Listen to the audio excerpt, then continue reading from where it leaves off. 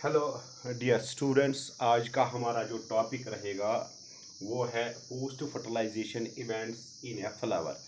जब एंजियोस्पर्म में फर्टिलाइजेशन होती है तो फ्लावर में कौन सी चेंजेस आती है आफ्टर द फर्टिलाइजेशन, वही हमारा टॉपिक रहेगा। देखो, जब हम देखते हैं बिफोर फर्टिलाइजेशन आपके पास जो फ्लावर होता है उसमें सेपल्स होते हैं, ऐसे सेपल्स होते हैं। फिर उसके बाद पेटल्स होते हैं, ये हो गए पेटल्स। फिर उसके बाद स्टैमन हुआ, ये स्टैमन हुआ, और यहाँ पे फिर बीच में कार्पल होता है। ये एक टिपिकल फ्लावर का स्ट्रक्चर है, सिंपल है, बहुत ही आसान है। टॉपिक भी बिल्कुल सिंपल है, कोई घबराने की ज़रूरत नहीं, कोई परेशानी की ज़रूरत नहीं। सिर्फ देखना है कि मैं क्या बोलूँ और इसको अंडरस्टैंड करने की कोशिश करना है।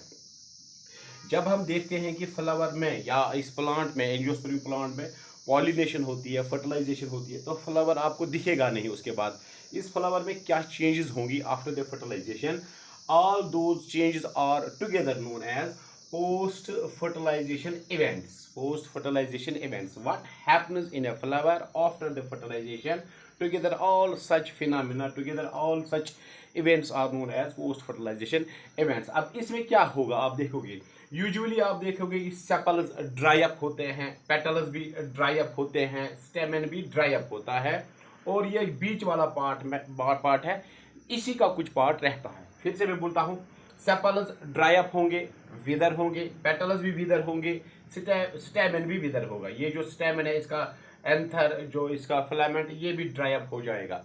लेकिन कहीं कहीं आप देखोगे, जैसे मैं बोलूँगा आपको, टमाटो आपने देखा होगा, टमाटो में सेपल्स रहते हैं लास्ट तक, जब फ्रूट बनता है। आप देखते हो कि green structure eight the base of A tomato fruit, उसमें आप सेपल्स देखोगे। लेकिन उन सेपलों का क्या नाम है, उनको बोलते हैं परसिस्टेंट सेपल्स। परसिस्टेंट सेपल्स, ये परसिस्टेंट सेपल्स किस में होते हैं, यूजुअली आप देखोगे किस में, टमाटो में। लेकिन अगर आप rest of the plants, in most of the plant, in most of the cases, these three structures, usually sepals, petals and stamens, along with the anther and filament, they dry up and wither. अब जो बीच वाला part है, इसका क्या नाम है या इसका क्या पार्ट है, इसका क्या हो जाएगा, most of the changes will occur in this part. अब देखो, ये होगा कार्पल, ये इसका स्टिग्मा, ये इसका स्टाइल, ये इसकी ओवरी। ये फ्लावर था अभी, तो बाकी चीजें आप समझो कि सूख गई। अब ये रह गया, तो इसमें क्या हो जाएगा, ये वाला पार्ट भी ड्राई अप हो जाएगा, ये वाला पार्ट भी ड्राई अप हो जाएगा। इसका मतलब है कि स्टिग्मा, दैट इज स्टिग्मा भी ड्राई अप हो जाएगा, और स्टाइल भी ड्राई अप हो जाएगा। फिर क्या रही, और ये इसमें चेंज हो जाएगी। अब ये चेंजेस क्या है, बहुत ही इंपॉर्टेंट चेंजेस है। इसी में जो स्ट्रक्चर्स है उनमें चेंजेस आएंगे, वही हम देखेंगे। और यूजुअली आप देखोगे कि उन्हीं को हम बोलते हैं post fertilization events or post fertilization processes which occur in a flower, and most of the changes occur in this part. What is this part known as? It is known as ovary. अब देखो, मैं ये structure थोड़ा बड़ा बनाऊंगा ताकि हम आराम से समझ सकें। प्लीज इधर आप ध्यान रखना प्लीज। ये हो गया स्टिग्मा, अभी मैंने बोला ये ड्राई अप हो जाएगा। ये छोटा सा मैंने स्टाइल बनाया, ये स्टिग्मा बनाया, और यहां से ये मैं बड़ी ओवरी बनाता हूं, क्योंकि हमने देखना है कि ओवरी में क्या होगा, ओवरी में कौन सी चीज होगी। ये मैंने बोला it will be dried up, it will also get dried up. अब देखो ओवरी में क्या हो जाएगा, जो ओवरी का वॉल है, it is wall of ovary, wall of ovary. अब इसमें क्या चेंज हो जाएगी, जब भी फर्टिलाइजेशन होती है तो एक स्ट्रक्चर बन जाता है। उस स्ट्रक्चर का क्या नाम है, एंजियोस्पर्म में, that is known as fruit. Sir ये फ्रूट कहां से बना, ये इस ओवरी से बना। याद रखना, जो ये ओवरी है यही फ्रूट बनाएगा, क्योंकि हम डिफाइन भी करते हैं। जब हम फ्रूट को डिफाइन करते हैं तो हम वहां पे लिखते हैं that fruit is defined as a ripened ovary. Fruit is defined as ripened ovary. What does that mean, ripened ovary? जब ये पक जाएगी, जब ये मैच्योर हो जाएगी, तो यही फ्रूट बनाएगी। That is why ovary matures into the fruit after fertilization, after pollination. बहुत ही आसान है। अब पहली वाली चेंज क्या हुई, जो ये ओवरी थी बाहर से, इसका नाम हमने बोला था दैट ये ओवरी है, तो ये कहां पे चेंज होगी, ये चेंज हो जाएगी इनटू द फ्रूट। और इसका और एक नाम हम यहां पे बोलते हैं पेरिकार्प में चेंज हो जाएगी। याद रखना, ओवरी का वॉल, ओवरी का वॉल, ये देखो ओवरी का wall, wall of ovary, ovary का वॉल या वॉल ऑफ द ओवरी, ये क्या बनाएगा? पेरिकार्प। इस पेरिकार्प का ही नाम है यहाँ पे फ्रूट, क्योंकि अब हम जब फ्रूट पढ़ेंगे तो वहां पे ये चीजें मैं बोलूंगा, what are the parts of the fruit, what is epicarp, what is mesocarp and what is endocarp, and together these 3 layers are known as pericarp. ये फ्रूट जो है इसी का नाम पेरिकार्प है। ये कहां से बनता है? ये ओवरी से बनता है, ओवरी के वॉल से बनता है। That means the first change which occurs in ovary which occurs in the ovary or in the carpel after the fertilization, that ovary matures into the fruit। बहुत ही आसान है। अब इसके अंदर क्या होता है वो तो हमने बोला है। दैट यहाँ पे आप देखोगे प्लेसेंटा, बहुत ही आसान। यहाँ पे आप देखोगे प्लेसेंटा होता है। प्लेसेंटा पे हमने बोला that there is a stalk known as funicle, ये भी हमने बोला है funicle, it is a small stalk, it is a small stalk. Funicle आप याद रखना प्लीज, फिनिकुलस भी बोलते हैं, फिनिकल भी बोलते हैं, ये याद रखना। इट इज अ स्टॉक, ये एक स्टॉक है। किसका स्टॉक है? यहाँ पे और एक इंपॉर्टेंट स्ट्रक्चर है, उसका क्या नाम है? ओव्यूल इसका नाम है। इसमें भी चेंजेस हो जाएंगी। अब जो ओवरी में चेंज होगी उससे ज्यादा चेंजेस अंदर हो जाएंगे, ओव्यूल में चेंजेस हो जाएंगे। लेकिन पहली वाली बात जो मैं यहाँ पे आपको बोलूंगा, this funicle will mature age funicle, ये मैच्योर हो जाएगा इन the form of A stock. जैसे ये स्टॉक था ओव्यूल का, जब ये फर्टिलाइजेशन होगी, जब मैच्योरेशन होगी, तो फ्यूनिकल एज सच रहेगा, एज सच स्टॉक ही रहेगा। इसमें चेंज नहीं होगी, सिर्फ ये ड्राई अप होगा, सूख जाएगा, लेकिन नाम इसका वहां पे भी फ्यूनिकल ही रहेगा। क्योंकि जब ये सीड बनाएगा, क्योंकि आपके नीट में जब ऑब्जेक्टिव आता है द सीड इज अटैच्ड, याद रखना ये sentence, the seed is attached to the fruit, क्योंकि इसने फ्रूट बनाया। किसने फ्रूट बनाया? ओवरी ने फ्रूट बनाया। The seed is attached to the fruit by a stalk. What is that stalk known as? याद रखना, ये बहुत बार पूछा गया है। Funicle, funicle is the stalk, funicle is the stalk by which ovule is attached to the ovary। याद रखना, जब बिफोर फर्टिलाइजेशन, बिफोर मैच्योरेशन। लेकिन this funicle is also a stalk after maturation by which this seed, क्योंकि ये mature हो जाएगा seed में, seed will be attached to the fruit. बहुत ही आसान, ये मैं आगे फिर से आपको बोलूंगा। फिनिकल वो स्टॉक है, फिनिकल वो चीज है जिससे ओव्यूल होता है attach to the ovary before my fertilization. लेकिन यही फिनिकल वो स्टॉक है जिससे अटैच होता है सीड, क्योंकि ये ओव्यूल जो है ये सीड में मैच्योर हो जाएगा। It will be then attach to the fruit by this stalk, same stalk, ये मैच्योर हो जाएगा ये सच। अब देखो, ये जो अंदर जो चीज है इसका क्या नाम है? इसका नाम मैं यहाँ पे बोलूंगा, दिस इज द ओव्यूल। ये सारा जो स्ट्रक्चर है ये ओव्यूल है, और इसमें बहुत सारी चेंजेस हो जाएंगे। क्या चेंज हो जाएंगी? ये जो आउटर इंटीग्यूमेंट है, ये जो इनर इंटीग्यूमेंट है, क्योंकि ये कवरिंग जो होते हैं इनको इंटीग्यूमेंट बोलते हैं। बाइटैगमिक होगा, यूनिटैगमिक होगा, लेकिन इंटीग्यूमेंट है। आप देखो, अगर आउटर इंटीग्यूमेंट है, दिस इज आउटर इंटीग्यूमेंट। अब इस आउटर इंटीग्यूमेंट में क्या चेंज हो जाएगी और ये क्या बनाएगा? It will form the seed coat. कौन सा seed coat? Outer seed coat. Outer seed coat किसने बनाया? It has been formed by the outer integument. Outer integument में क्या बनाया? Seed coat. लेकिन कौन सा? Outer seed coat. उसका नाम क्या है?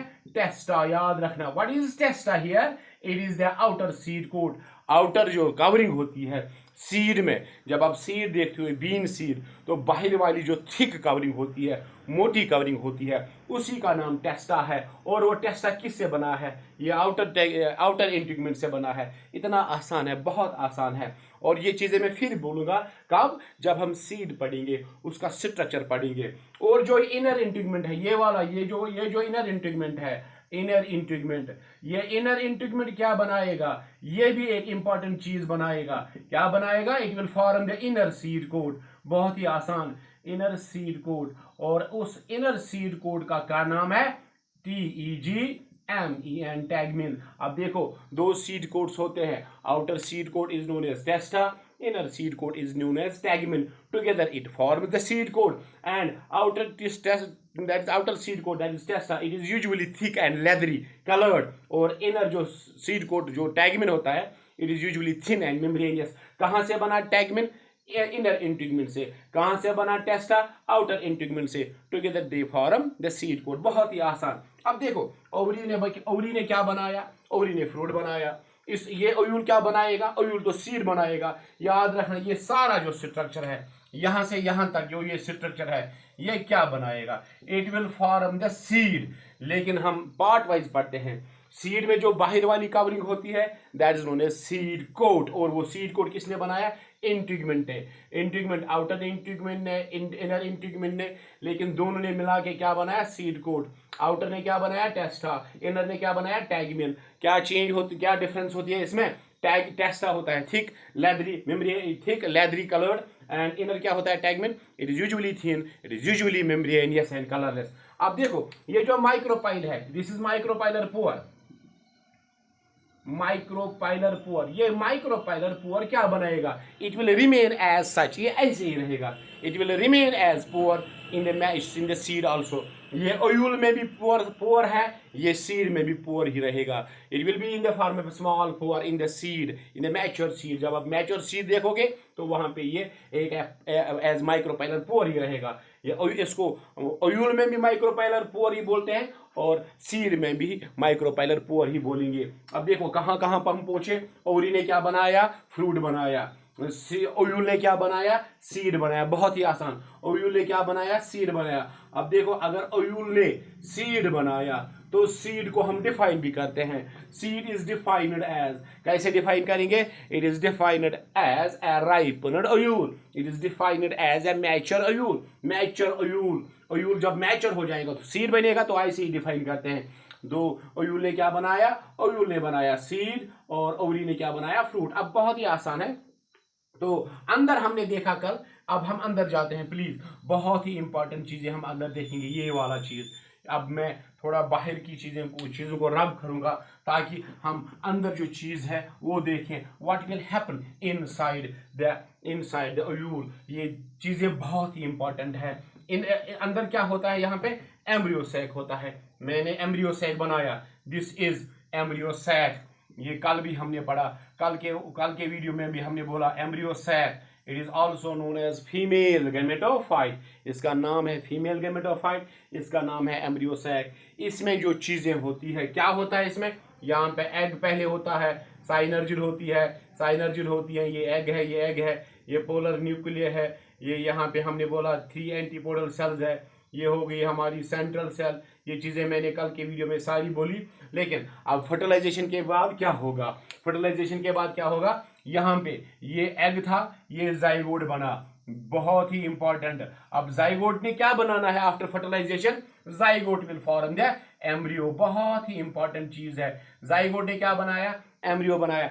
It is a post fertilization event and the development of embryo from the zygote is known as embryogeny. याद रखना। What is embryogeny?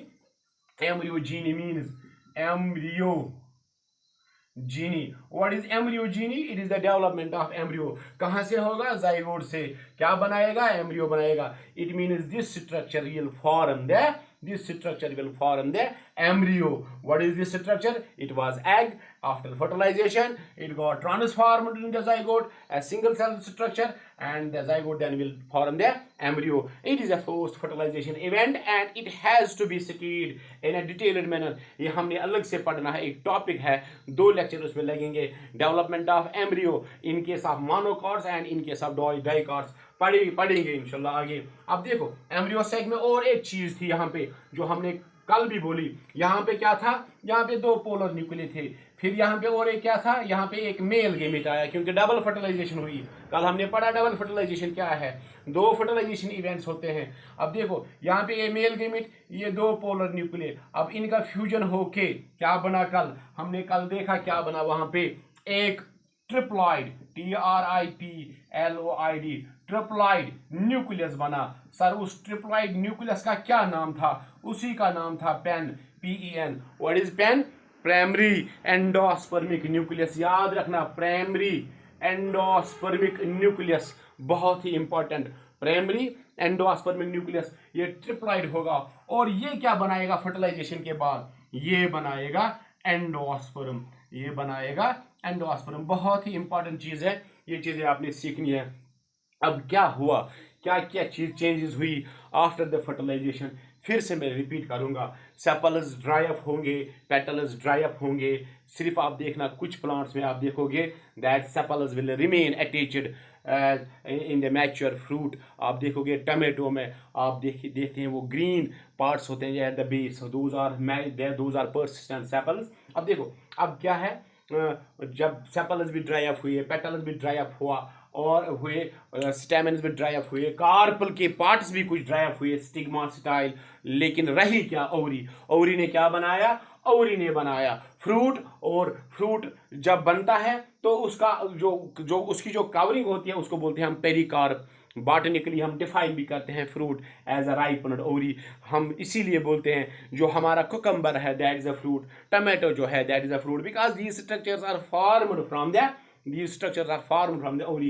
Any structure which is formed from the ovary after the fertilization is known as a fruit. अब fruit के अंदर भी ऐसा, ovary के अंदर भी जो चीज़ें हैं वो भी उनमें भी चेंजेस हो जाएंगे। जैसे हमने बोला फेनिकल है, it will remain as funicle. Ovule जो है it will get change into the seed. Ovule के जो पार्ट्स है, जैसे मैंने बोला इंटीगमेंट है, integument outer integument will form testa, inner integument will form the tegmen. और जो माइक्रोपाइल है ये यहाँ पे एक पोर था, ये रहेगा एज पोर। और जो ये अंदर था हमारे एम्ब्रियो सैक फीमेल गेमेटोफाइट जिसका नाम है, इसमें जाइगोट बना। जाइगोट ने क्या बनाना है, जाइगोट ने बनाना है embryo, that is known as by embryogeny. और पेन जो बना as a triple fusion, it will form a triploid tissue, a nutritive tissue that is known as endosperm. बहुत ही इंपॉर्टेंट है ये एंडोस्पर्म का क्या काम है, ये एंडोस्पर्म का काम है न्यूट्रिशन प्रोवाइड करना to the embryo during its development or to the embryo at the time of its germination. ये था एक छोटा सा वीडियो